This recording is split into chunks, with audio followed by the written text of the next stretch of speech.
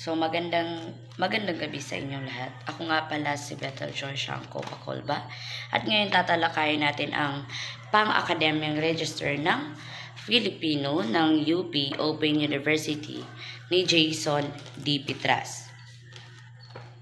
Sa panahon ng information technology or communication technologies, malaki ang epekto nito sa ating lipunan sa pamamagitan ng iba't ibang teknolohikal na termino tulad ng e-learning, e-commerce, e-government at information economy. Ang nasabing panahon mula sa nagre-resulta ng pagbabago maging sa sistema ng paggamit ng wikang Filipino sa akademya.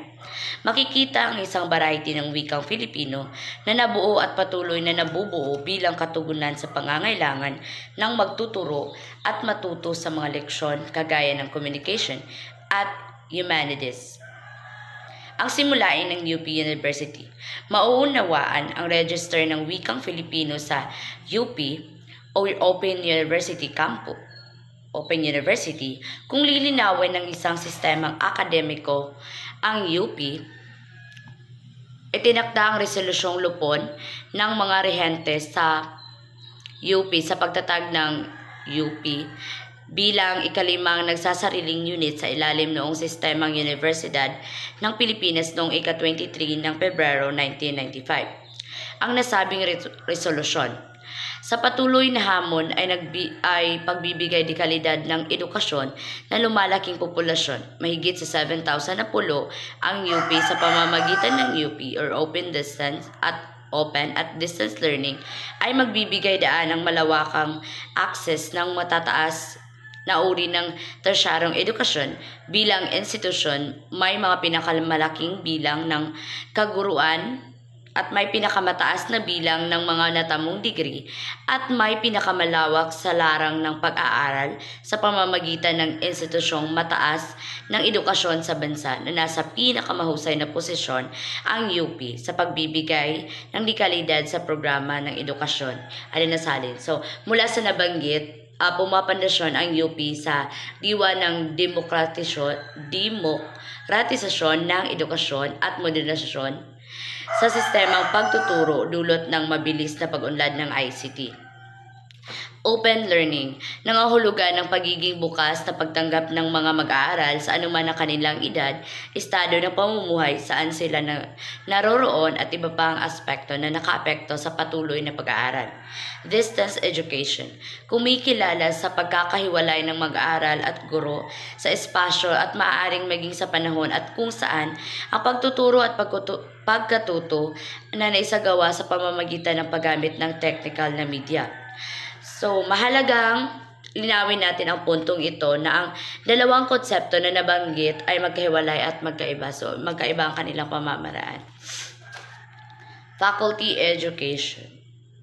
So, dulot ng iba't ibang sistema ng edukasyon, may mga ginagamit ding mga terminolohiya sa UP na or Open University na hindi maririnig sa klaseng residential. Ito ay impluwensya ng internet na siyang medium na distance education. Faculty of Information Faculty of Information Communication at Faculty of Management and Development. Nakapaloob ito ng ka-29 na programang akademiko, 3 di-kwadradong programa, 1 post-baccalaureate na graduate certificate, 10 post-baccalaureate diploma program, 13 programa masteral, at 2 programang doktorado. Ang kasanayan sa komunikasyon 2, at humanities. Pampanitikan, tao at tipunan. Pumapaloob sa 3 di-kwadradong programa ang UP or Open University, Associate in Arts, Bachelor Education Studies in FID, Bachelor of Arts Multimedia Studies ng FEX bilang katugunan sa pangangailangan ng kursong General Education. Ang mga mag-aaral ng UP, yung Open University, may iba't ibang paraan. So, magkahiwalay na lugar na maaari ng panahon, part-time ng mag-aaral, karamihan ay may edad na, kadalasang may trabaho at ilan ay may mataas na posisyon na kilala na kanilang larangan. Mayroong praktikal na kaalaman, may responsibilidad sa pamilya, marami ay nagbabalik mula sa matagal na pagkatigil sa pag-aaral. Hindi lahat ay may access sa teknolohiya. Hindi lahat ay magkaalaman sa teknolohiya. Ang wikang panturo sa Open University.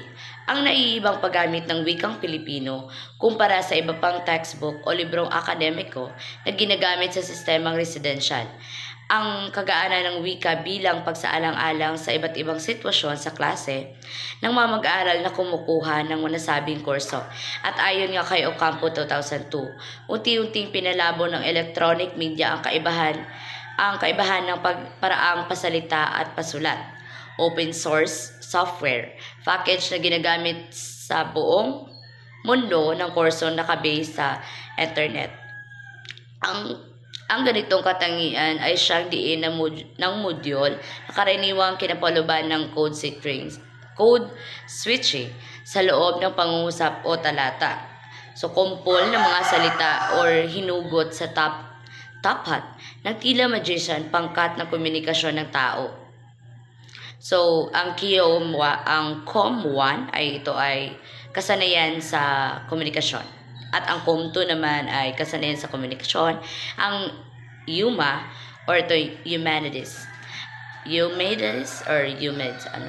ba? Para bang naglalakad sa dilim na may dalang flashlight, puno ng malakas ng batteries. Ang pagpasok mo dito sa Open University, exciting ito, di ba? Kung mayroon ka naman computer notebook, pwede mo ring isulat dito ng tuwiran ang tala. Kaya lang magugupit ka pa at print out nito. Kung game ka na, game na din ako. Game. Game. Tayo na kalikasan. Let's go. Nature tripping. Sa code switching ay may direkta itong pakikipag-usap sa module ng estudyanteng nakakabasa nito sa pamamagitan ng paggamit ng mga panghalip na iyo, mo at ka, kalimitang ginagamit sa pagtatanong at pagpupuri at paanyaya. Kumbaga ba naranasan na rin naman natin ito nung pandemic, di ba? Modular tayong lahat. Kadalasan sa atin. At binibigyan lang tayo ng module. At doon natin makikita ang mga salita. Kung para ba, kahit na naka-module tayo, para bang nararamdaman pa rin natin na may guro tayo. Kasi nga binibigyan tayo ng kanang pagpupuri or na sila ay nagagala. Kumbaga ba, minomotivate pa rin tayo na sumagot sa kanilang mga tinatanong. Kaganito. Para bang alam mo na ito at parang hindi kung malang sinusubukan nila, alam mo na o hindi. Ipaalam mo lang ito sa iyong tutor, okay? 3 bagsak para sa iyo. Halika, palalimin pa natin ang mga bagong tuklas na ito. Tumuloy tayo sa susunod na gawain. Pag-aangkat ng mga salitang ng direkta o walang pagbabago ang kaanyuang phonological at morphological, background, censored, freshman, patient, copyright, stereotype, insight, instruction, frames, energy level, strict. Panghihiram ng mga salita ng may pagbabago ng tunog at baybay. Anunsyo, author, kredibilidad, ilustrasyon, estratehiya, reputasyon, komentaryo, focus, dials, idiolect, sociolect, preview, topic, comment, at semicolon, index card, synthesis, subordinate. Pagsasama sa mga banyagang salita at katutubong palabuan na sa proseso ay nakabuo ng imputasyon, morpemiko, at partial na substitution, pagsising-along, magko-color coding, maibibideo, mag-shortcut, nakadepend, i-demonstrate, itatype, at nakarelax. So, makikita natin ang pagkaibang baybay. Ngunit kung isasalita siguro natin ito ay pareho lamang. Pero may mga salita din na hindi pareho. Kumbaga ba, depende ito sa pagsasalita ng tao. Example, tape. Okay. Module. Kumbaga ganun. Idea. Konkreto. Talababa, footnote. Diaryo. FIC, faculty in charge. Gurong namamahala sa kabuuan ng kursong ito. Tutor. Gurong itinalaga bilang ng katuwang sa pagtatasa ng particular na bilang ng mga mag-aaral. TMA, Tutor Mark Assignment, mga gawain ng mga mag-aaral na isinumite at binibigyang grado ng tutor. FMA, Faculty Mark Assignment, mga gawain ng mga mag-aaral na isinumite at binibigyang grado ng faculty in charge. SAQ, Self-Assessment Questionnaire, bahagi ng mga module na nagtataya ng pansariling pagkatuto ng mga mag-aaral. ACAQ, Answer Self-Assessment Questionnaire, bahagi ng module na magbigay ng sagot at marka sa SAQ. LC, Learning Center, ang opisina ng UP o Open University, UP Open University, sa iba't ibang unit ng UP na siyang tumutugon sa pangangailangan ng mga mag-aaral na nakapailalim dito. Extended, katumbas ng gradong INC or incomplete sa klaseng residential na ibinigay ng estudyanteng hindi kompletong nakatugon sa kahingian ng klase. F2F, face-to-face session. So, opisyal na harapang pagkikita ng mga guro ng mga mag-aaral na kadalasang nagaganap na minsan sa isang buwan upang magkaroon ng talakayan at kaugnay ang paksa ng module. Course package, ang materyales na gagamitin sa isang particular na kurso na nakukuha ng isang mag-aaral sa simula ng klase na kinapaluban ng course guide o course module. Course guide. So, nagsisilbing syllable sa mga klase at gabay ng mga mag-aaral sa kurso na kabuuan ng semestre. Course module. Babasahin ang kursong kinuha.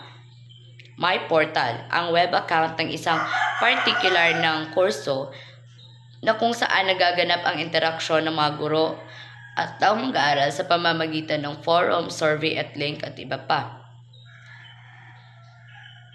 Konklusyon at rekomendasyon.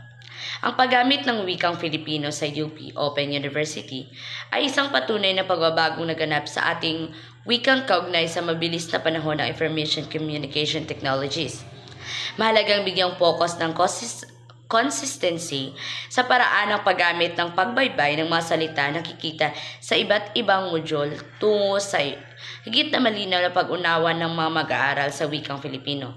Kinakailangan na patuloy na palakasin ng wikang Filipino sa UP Open University mula sa pagiging medium na pagtuturo sa ilang piling kurso. Ayon sa filosofiya ng open learning, mahalaga ang matugunan na mabigyan ng malinaw na pagtatasa sa paggamit ng wikang Filipino tungo sa tunay na edukasyong mapapakinabangan ng lahat. Muli, ako si Bethel Joy Shanko Pacolba.